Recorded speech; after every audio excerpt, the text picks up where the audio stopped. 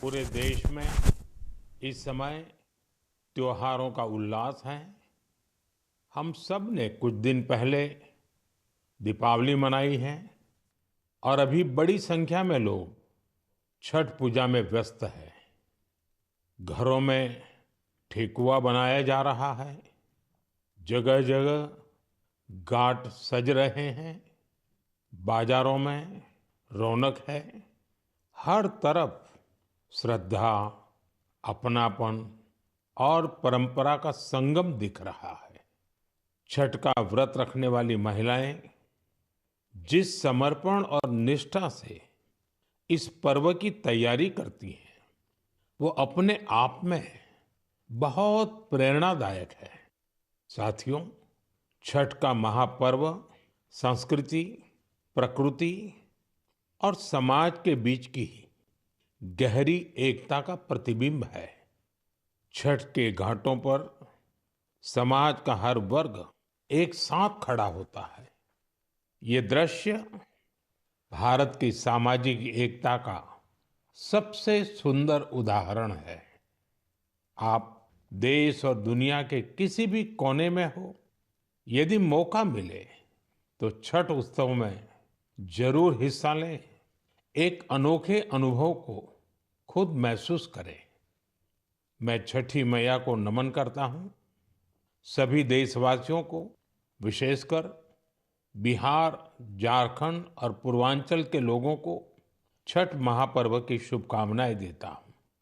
साथियों, त्योहारों के इस अवसर पर मैंने आप सभी के नाम एक पत्र लिखकर अपनी भावनाएं साझा की थी। मैंने चिट्ठी में देश की उन उपलब्धियों के बारे में बताया था जिससे इस बार त्योहारों की रौनक पहले से ज्यादा हो गई है। मेरी चिट्ठी के जवाब में मुझे देश के अनेक नागरिकों ने अपने संदेश भेजे हैं। वाकई ऑपरेशन सिंदूर ने हर भारतीय को गर्व से भर दिया है। इस बार उन इलाकों में भी खुशियां के दीप जलाए गए जहां कभी माओवादी आतंक का अंधेरा छाया रहता था। लोग उस माओवादी आतंक का जड़ से खात्मा चाहते हैं जिसने उनके बच्चों का भविष्य संकट में डाल दिया था। जीएसटी बचत उत्सव को लेकर भी लोगों में बहुत उत्साह है। इस बार त्योहारों में एक और सुखद बात देखने को मिली। बाजारों में स्वदेशी सामानों की खरीदारी जबरदस्त तरीके से बढ़ी है। लोगों ने मुझे जो संदेश भेजे हैं उसमें बताया है कि इस बार उन्होंने किन स्वदेशी चीजों की खरीदारी की है। साथियों, मैंने अपने पत्र में खाने के तेल में 10% की कमी करने का भी आग्रह किया था। इस पर भी लोगों ने बहुत सकारात्मक रुख दिखाया है। साथियों, स्वच्छता और स्वच्छता के प्रयास, इस पर भी मुझे ढेर सारे संदेश मिले हैं। मैं आपसे देश के अलग-अलग शहरों की ऐसी गाथाएं साझा करना चाहता हूं जो बहुत प्रेरणादायक है। छत्तीसगढ़ के अंबिकापुर में शहर से प्लास्टिक कचरा साफ करने के लिए एक अनोखी पहल की गई है।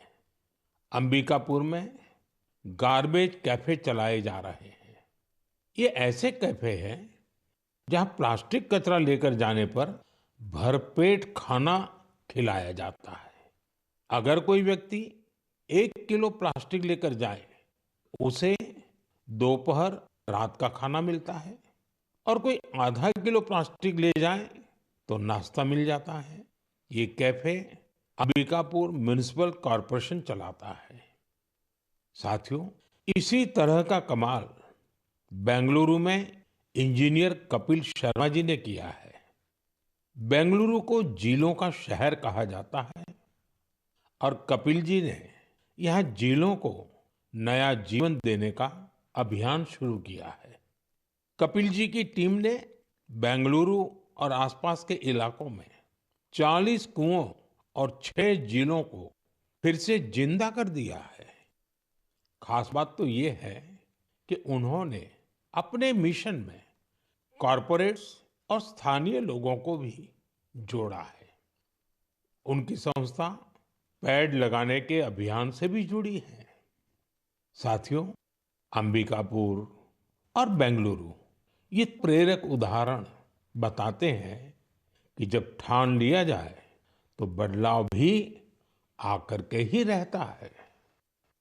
साथियों, बदलाव के एक और प्रयास का उदाहरण मैं आपसे साझा करना चाहता हूं। आप सब जानते हैं, जैसे पहाड़ों पर और मैदानी इलाकों में जंगल होते हैं, ये जंगल मिट्टी को बांधे रहते हैं। कुछ वैसी ही अहमियत समंदर के किनारे मैंग्रोव की होती है।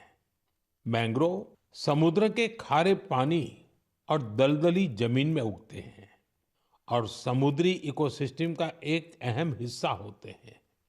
सुनामी या साइक्लोन जैसी आपदा आने पर ये मैंग्रोव बहुत मददगार साबित होते हैं। साथियों, गुजरात के वन विभाग ने मैंग्रोव के इस महत्व को समझते हुए खास मुहिम चलाई हुई है। 5 साल पहले वन विभाग की टीमों ने अहमदाबाद के नजदीक धौलेरा में मैंग्रोव लगाने का काम शुरू किया था और आज धौलेरा तट पर 3,500 हेक्टेयर में मैंग्रोव फैल चुके हैं। इन मैंग्रोव का असर आज पूरे क्षेत्र में देखने को मिल रहा है। वहां की इकोसिस्टम में डॉल्फिन्स की संख्या बढ़ गई है। केकड़े और दूसरे जलीय जीव भी पहले से ज्यादा हो गए हैं। यही नहीं, अब यहाँ प्रवासी पक्षी भी काफी संख्या में आ रहे हैं। इससे वहां के पर्यावरण पर अच्छा प्रभाव तो पड़ा ही है, धौलेरा के मछली पालकों को भी फायदा हो रहा है। साथियों, धौलेरा के अलावा गुजरात के कच्छ में भी इन दिनों मैंग्रोव प्लांटेशन बहुत जोरों पर हो रहा है। वहां कोरी क्रीक में मैंग्रोव लर्निंग सेंटर भी बनाया गया है। साथियों, पेड़ पौधों की, वृक्षों की यही तो खासियत होती है। जगह चाहे कोई भी हो, वो हर जीव मात्र की बेहतरी के लिए काम आते हैं। इसलिए तो हमारे ग्रंथों में कहा गया है, धन्या महिरुहा येभ्यो निराशाम यान्ति नार्थिनः। अर्थात वो वृक्ष और वनस्पतियां धन्य है जो किसी को भी निराश नहीं करते। हमें भी चाहिए, हम जिस भी इलाके में रहते हैं, पेड़ अवश्य लगाएं। एक पेड़ मां के नाम के अभियान को हमें और आगे बढ़ाना है। मेरे प्यारे देशवासियों, क्या आप जानते हैं कि मन की बात में हम जिन विषयों पर चर्चा करते हैं, उनमें मेरे लिए सबसे संतोष की बात क्या होगी? तो मैं इस बारे में यही कहूंगा कि मन की बात में हम जिन विषयों की चर्चा करते हैं, उनसे लोगों को समाज के लिए कुछ अच्छा, कुछ इनोवेटिव करने की प्रेरणा मिलती है। इससे हमारी संस्कृति, हमारे देश के कई पहलू उभर कर सामने आते हैं। साथियों, आप में से बहुतों को याद होगा, करीब 5 वर्ष पहले मैंने इस कार्यक्रम में भारतीय नस्ल के श्वान यानी डॉग्स की चर्चा की थी। मैंने देशवासियों के साथ ही अपने सुरक्षा बलों से आग्रह किया था कि वे भारतीय नस्ल के डॉग्स को अपनाएं, क्योंकि वो हमारे परिवेश और परिस्थितियों के अनुरूप ज्यादा आसानी से ढल जाते हैं। मुझे ये बताते हुए खुशी हो रही है कि हमारी सुरक्षा एजेंसियों ने इस दिशा में काफी सराहनीय प्रयास किए हैं। बीएसएफ और सीआरपीएफ ने अपने दस्तों में भारतीय नस्ल के डॉग्स की संख्या बढ़ाई है। डॉग्स की ट्रेनिंग के लिए बीएसएफ का नेशनल ट्रेनिंग सेंटर ग्वालियर के टेकनपुर में है।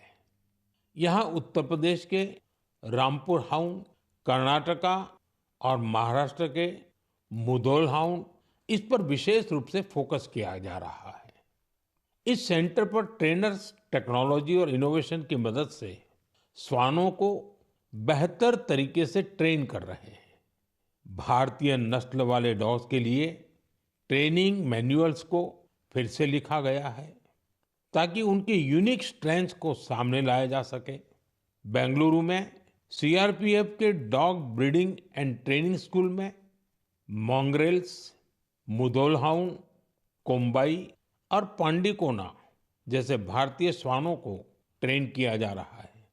साथियों, पिछले वर्ष लखनऊ में all India police duty meet का आयोजन हुआ था।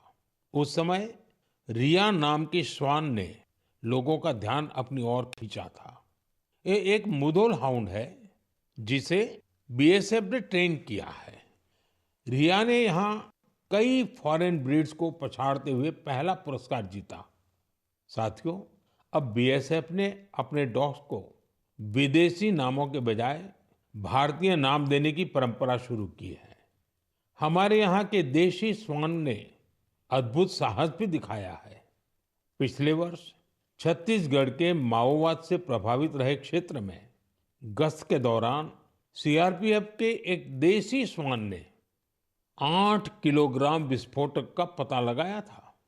बीएसएफ और सीआरपीएफ ने इस दिशा में जो प्रयास किए हैं उसके लिए मैं उन्हें बधाई देता हूं। वैसे मुझे 31 अक्टूबर का भी इंतजार है। यह लौह पुरुष सरदार पटेल की जयंती का दिन है। इस अवसर पर हर वर्ष गुजरात के एकता नगर में स्टैच्यू ऑफ यूनिटी के समीप विशेष समारोह आयोजित किए जाते हैं। यहीं पर एकता दिवस परेड भी होती है और इस परेड में फिर से भारतीय श्वानों के सामर्थ्य का प्रदर्शन होगा। आप भी मौका निकालकर इसे जरूर देखिएगा। मेरे प्यारे देशवासियों, सरदार पटेल जी की 150वीं जयंती का दिन पूरे देश के लिए एक बहुत विशेष अवसर है। सरदार पटेल आधुनिक काल में राष्ट्र की सबसे महान विभूतियों में से एक रहे हैं। उनके विराट व्यक्तित्व में अनेक गुण एक साथ समाहित थे। वे एक अत्यंत प्रतिभाशाली छात्र रहे। उन्होंने भारत और ब्रिटेन दोनों ही जगह पढ़ाई में बेहतरीन प्रदर्शन किया। वे अपने समय के सबसे सफल वकीलों में से भी एक थे।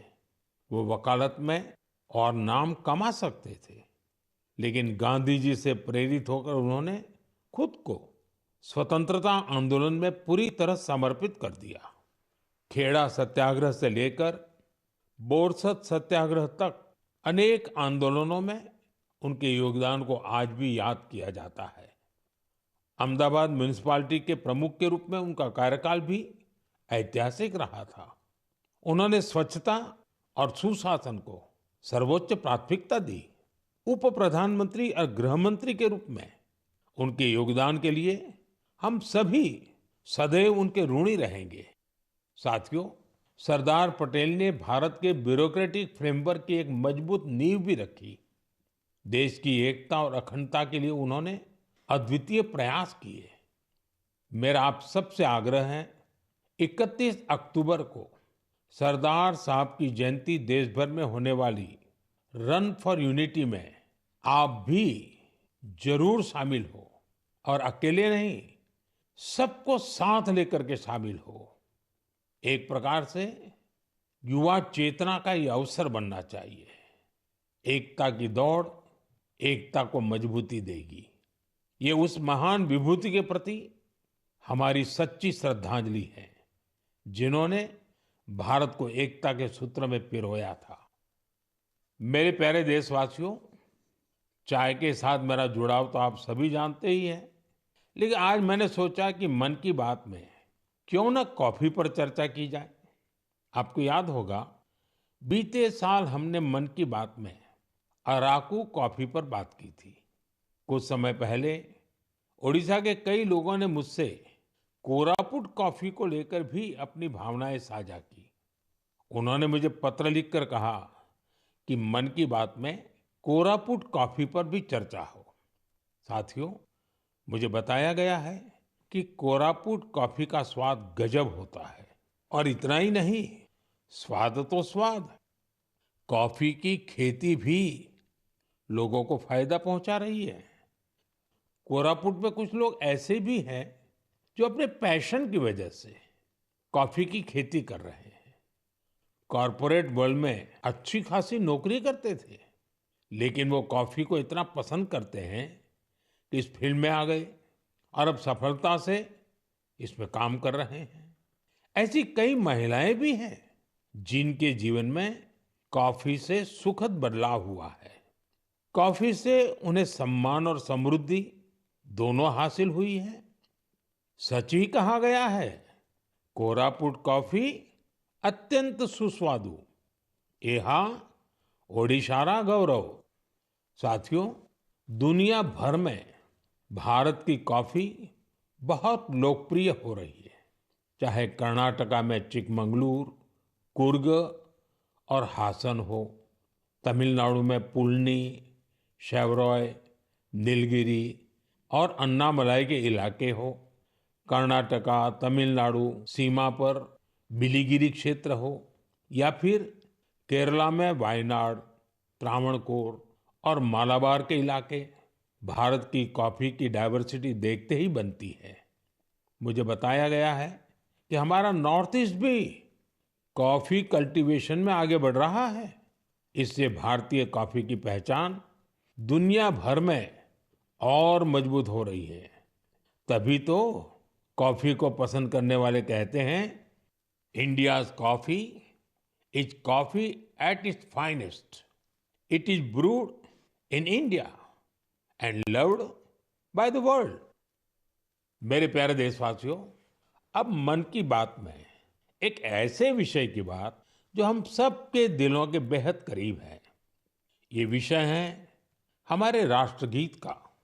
भारत का राष्ट्रगीत यानी वंदे मातरम। एक ऐसा गीत जिसका पहला शब्द ही हमारे हृदय में भावनाओं का उफान ला देता है। वंदे मातरम, इस एक शब्द में कितने ही भाव है, कितनी ऊर्जाएं हैं।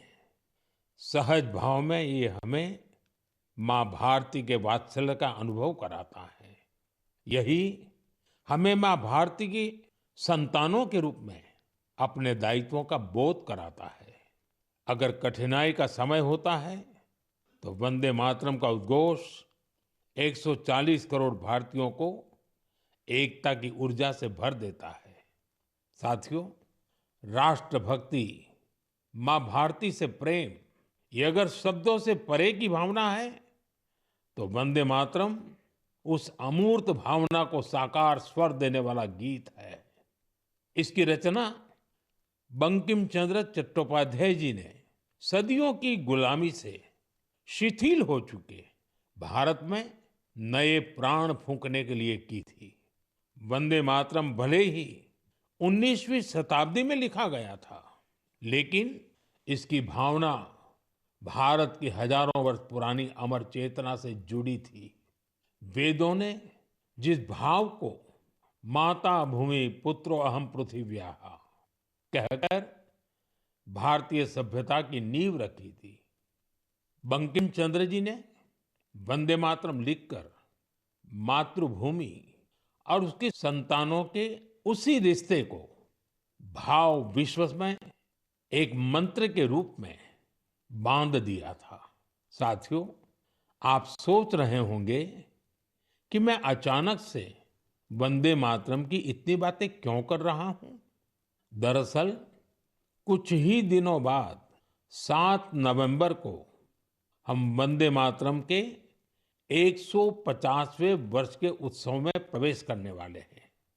150 वर्ष पूर्व वंदे मातरम की रचना हुई थी और 1896 में गुरुदेव रविंद्रनाथ टैगोर ने पहली बार इसे गाया था।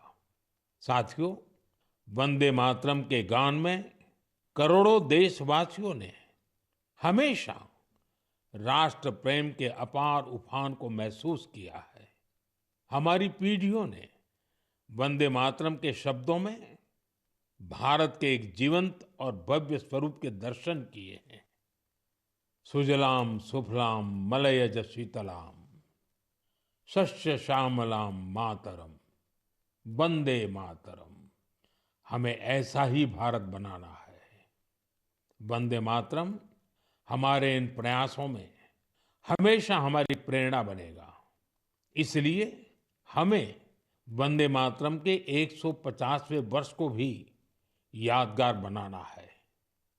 आने वाली पीढ़ी के लिए ये संस्कार सरिता को हमें आगे बढ़ाना है। आने वाले समय में वंदे मातरम से जुड़े कई कार्यक्रम होंगे, देश में कई आयोजन होंगे। मैं चाहूंगा हम सब देशवासी वंदे मातरम के गौरवगान के लिए स्वतः स्फूर्त भावना से भी प्रयास करें। आप मुझे अपने सुझाव हैशटैग वंदे मातरम 150 के साथ जरूर भेजिए। हैशटैग वंदे मातरम 150। मुझे आपके सुझावों का इंतजार रहेगा और हम सब इस अवसर को ऐतिहासिक बनाने के लिए काम करेंगे। मेरे प्यारे देशवासियों, संस्कृत का नाम सुनते ही हमारे मन मस्तिष्क में आता है हमारे धर्म ग्रंथ, वेद, उपनिषद, पुराण, शास्त्र, प्राचीन ज्ञान विज्ञान, अध्यात्म और दर्शन। लेकिन एक समय इन सब के साथ साथ संस्कृत बातचीत की भी भाषा थी। उस युग में अध्ययन और शोध संस्कृत में ही किए जाते थे। नाट्य मंचन भी संस्कृत में होते थे। लेकिन दुर्भाग्य से गुलामी के कालखंड में भी और आजादी के बाद भी संस्कृत लगातार उपेक्षा का शिकार हुई। इस वजह से युवा पीढ़ियों में संस्कृत के प्रति आकर्षण भी कम होता चला गया। लेकिन साथियों, अब समय बदल रहा है तो संस्कृत का भी समय बदल रहा है। संस्कृति और सोशल मीडिया की दुनिया ने संस्कृत को नई प्राणवायु दे दी है। इन दिनों कई युवा संस्कृत को लेकर बहुत रोचक काम कर रहे हैं। आप सोशल मीडिया पर जाएंगे तो आपको ऐसी कई रील्स दिखेगी जहां कई युवा संस्कृत में और संस्कृत के बारे में बात करते दिखाई देंगे। कई लोग तो अपने सोशल मीडिया चैनल के जरिए संस्कृत सिखाते भी हैं।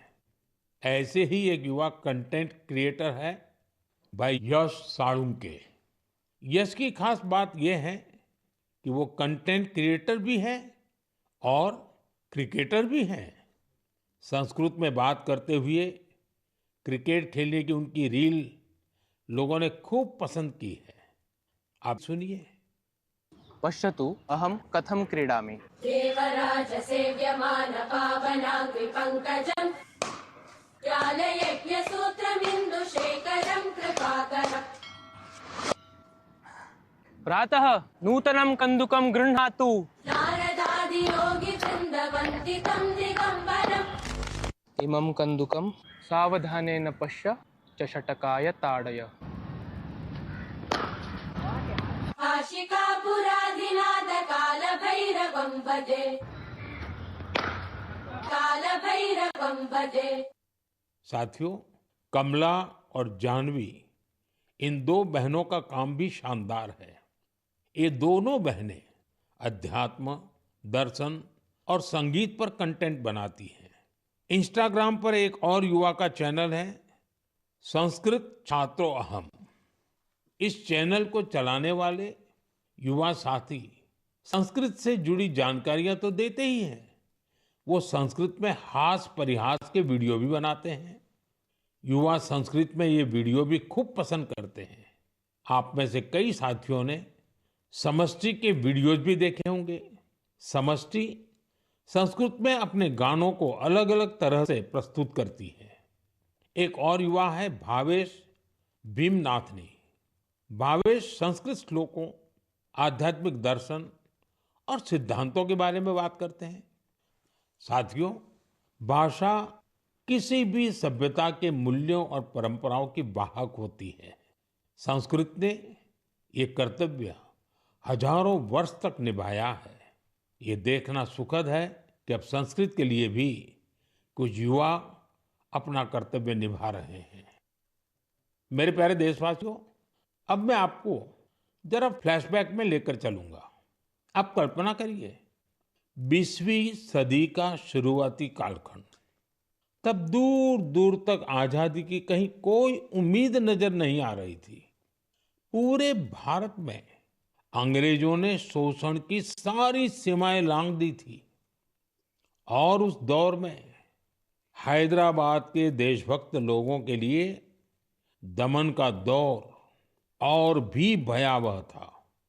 वे क्रूर और निर्दयी निजाम के अत्याचारों को भी झेलने को मजबूर थे। गरीबों, वंचितों और आदिवासी समुदायों पर तो अत्याचार की कोई सीमा ही नहीं थी। उनकी जमीनें छीन ली जाती थी, साथ ही भारी टैक्स भी लगाया जाता था।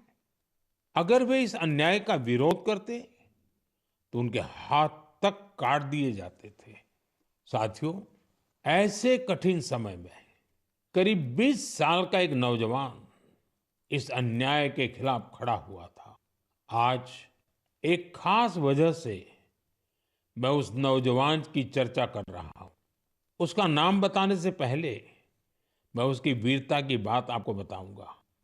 साथियों, उस दौर में जब निजाम के खिलाफ एक शब्द बोलना भी गुनाह था, उस नौजवान ने सिद्दीकी नाम के निजाम के एक अधिकारी को खुली चुनौती दे दी थी।